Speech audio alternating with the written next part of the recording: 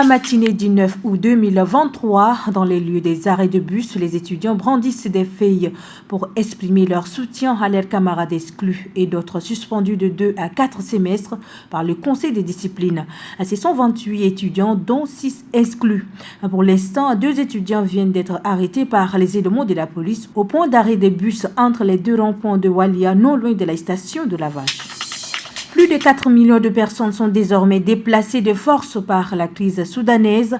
Le HCR s'inquiète de la détérioration des conditions sanitaires à travers le pays, y compris dans les camps de réfugiés ainsi qu'aux points d'entrée frontaliers et dans les centres de transit des pays voisins où arrivent les personnes forcées de fuir. Au Tchad, seules 17 cliniques mobiles sont opérationnelles sur 15 sites dans les zones frontalières et les camps des réfugiés. Plus de 2400 réfugiés et rapatriés blessés sont arrivés jusqu'à présent, nécessitant des soins médicaux urgents avec environ 130 blessés admis chaque jour depuis le mois de juin, a alerté le HCR.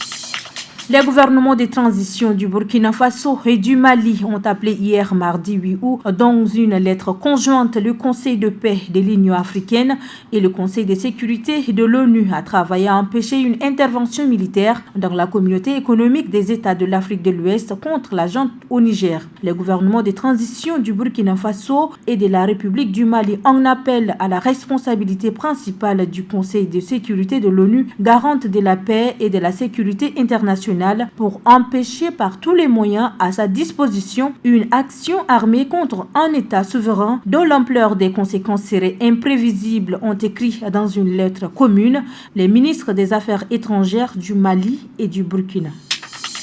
La commission de la CEDEAO a émis un communiqué de presse pour confirmer l'annulation de la mission CEDEAO, Union africaine et ONU prévue en République du Niger le mardi 8 août. Les autorités militaires nigériennes ont annoncé l'annulation de cette mission, indiquant leur incapacité à recevoir la délégation tripartite. Le pouvoir militaire nigérien a évoqué des raisons sécuritaires et a dénoncé des sanctions prises par la CEDEAO. La mission initialement prévue avait pour but de trouver une solution pacifique à la crise actuelle au Niger, conformément à la décision prise lors du sommet extraordinaire de la CEDEAO le 30 juillet. La communauté continuera à prendre toutes les mesures nécessaires pour garantir le rétablissement de l'ordre constitutionnel au Niger.